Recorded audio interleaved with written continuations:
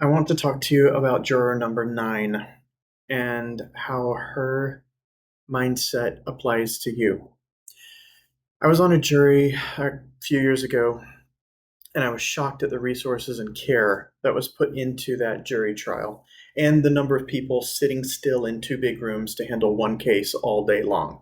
Aside from the judge, the two prosecuting attorneys, the defending attorney, the two bailiffs, the witness, the jury coordinator, the official court recorder, and of course the defendant, there were 38 prospective jurors. Why so many people and resources?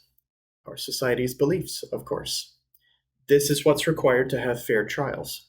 And I don't disagree, it was just wild to see so many people's time used sitting still and not being able to do anything else for an entire afternoon once jury selection was done around 2 p.m. There were so many interesting and structured and chaotic things that happened, even in a very simple trial like this. It was a domestic violence trial. And there's so many pieces that I would love to talk with you about. But I want to focus on juror number 9. First of all, why did potential juror number 5 say she could not decide fairly at first? Her beliefs, of course. She believed she would be excused instead of being held in contempt if she claimed she would be unfair. The judge had to balance his beliefs of this will start a trend against his beliefs about is she spiteful enough to actually be unfair if not excused against whatever judge beliefs I'm totally unaware of. Why did she pipe down when the judge explained what it meant to be impartial? Her beliefs about the social and legal consequences, of course. Why was she excluded later in voir dire? The beliefs of the prosecutor. Why didn't the defendant testify? His attorney's beliefs, of course. Why did the defense hold forth about the Fifth Amendment and what it does and doesn't mean? The defense attorney's beliefs about what would be most persuasive, of course. I think you're starting to see the theme here. All right, I'll move things along a bit. Why didn't I put myself forward for jury foreman despite 3 jurors assuming and asking if I would? My beliefs, of course. I believed I wouldn't be needed. I believed there was someone more qualified, and I believed we'd be pretty organized in our discussion process. Why did I become later the unofficial foreman of the jury? Why couldn't I stand by and just let the chaos happen? My beliefs, of course. I believed it shouldn't be chaotic in the jury room, and it was quite chaotic. When the foreman couldn't handle the crowd based on liking to talk, I realized I should have run against her despite my disinclination. I believed we'd be held overnight if no one competent stepped up, and I'd have another day of making $12. That was not a fun prospect either. 3, I believed about half the room was talking past each other, and a quarter of the room wasn't even trying to be heard. Why? Their beliefs, of course. So let's talk about juror number 9. After about 20 minutes, we were about halfway, about half and half. We weren't really getting anywhere. That was when I took over. And rapidly, most people lined up behind coherent arguments, basically just making room, facilitating, making room for the cogent arguments to be made. There was a lot of feelings being thrown around and a surprising amount of, can we just get this done and be out of here? Which I felt a little bit of that myself, but it wasn't over and above the verdict. It was in addition to the verdict. It's like, we can get this done, rather than, I don't care about this and I do care about dinner. So after about 20 minutes of discussion, once I took over, juror 9 was the lone holdout against conviction. Her beliefs were against the beliefs of the other 11 jurors. And there was one big thing that was getting her goat, and it was a black man shouldn't be judged by 10 white people and 2 black people. And so that was difficult for her. It was interesting because it wasn't about guilt or about innocence. It was about, we aren't the right people to do that. And so that was an interesting argument to deal with, and it really needed some space. She needed some time to talk. And I managed to get her that time to talk. I managed to get her that time to express her concern and get other people to lay off the liberal attitude for a little while. This was in Asheville, North Carolina, and so there's a lot of hand wringing and guilt, um, and so that that needed to be expressed. It needed to be expressed calmly and without being shouted down.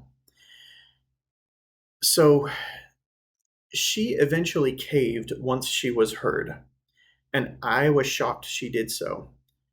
She caved not because she changed her mind, but just so she could get out of the social pressure she was under. She explicitly said, I don't think it's right, but go ahead. Like, I'm not making this up that she caved because of the social pressure. She said as much. I was amazed that she could do that mental gymnastic in her head, but I was amazed at about half of the room's mental gymnastics. I voted to convict, and I went in thinking I probably wouldn't. I've seen so many stories of men getting railroaded on domestic violence charges. Why did I vote to convict? My beliefs, of course. Why wasn't it easy to convict? My beliefs, of course. But here's what went into it. The prosecution's witness, the victim, was credible. I believed her. The defense couldn't impeach her, and the defense didn't have much to say except maybe it's not so bad, maybe you should be lenient. Leniency wasn't up to me. Only the verdict was up to me. Leniency was up to the judge. It came down to one idea, one concept. Do you believe the crime happened or not? There were lots of other questions that were getting airtime and argument time in the jury room, but that's the only one that mattered to me because of my beliefs. And that belief ended up mattering a great deal to many of the other people in the room as well, because of being able to stop, collaborate, and listen. So to be able to give airtime to each person in an organized way so that everyone could feel heard, so that everyone could process in whatever way they needed to process without talking over each other. That is not a way to process, that's a habit. But when everybody had had room to process and they had had the ability to process a few different points of view, we came to agreement pretty quickly, even if it was for different reasons than I wanted to or expected to. I was not really pleased with juror number 9 caving under social pressure to convict. I wanted her to be fully on board. But that wasn't the remit that I had right there. I wasn't even the official jury foreman. I was just kind of usurping the position because nothing was happening. So the remit that I had was, okay, we have consensus. I personally believe it's the right decision, so I would like the others to believe in the same way. It's like, if I believe this is right, then I would like the others to agree with me. So the reason they agreed with me didn't matter as much as the fact that they did agree with me in the end. And so we convicted. And I believe that we served justice for this lady. And I wanted to point out the juror number 9 pressure because she probably didn't even realize what a big deal it was what she did. We cave under social pressure so frequently. Shanielle and I have been dealing with some really intense stresses lately as we travel around and everything.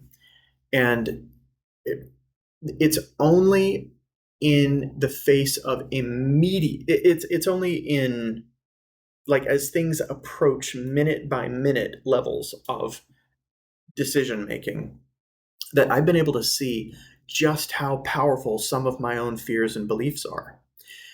Most of the time, we can dodge how big of a deal they are. Most of the time, we can dodge how strong those fears are. We can excuse them because they feel like a small thing. We cave way before before we come right up against that fear. We cave against the fourth level down fear instead of the big mama sort of fear. But I want to just encourage you to examine your fears and to admit that this isn't a comfort level thing. This isn't a habit. This isn't a little bit of procrastination. When you have procrastination, when you are not getting the results you want, go after big fears and expect big fears. They're there. If you are not the healthiest person you have ever met in your life, you have big fears in your life. Actually, all the healthiest people I know still have big fears in their life. They just have ways of dealing with those. You have big fears, really big fears. Be okay with admitting that those fears are big enough to convict in the face of social pressure. Be okay with admitting to yourself that those fears are big enough to make wild decisions in the face of intense pressure. It takes great faith not to cave in the face of intense pressure. Okay, sorry, I won't do that anymore. I'm just going to call it. I'm done. All right, have fun.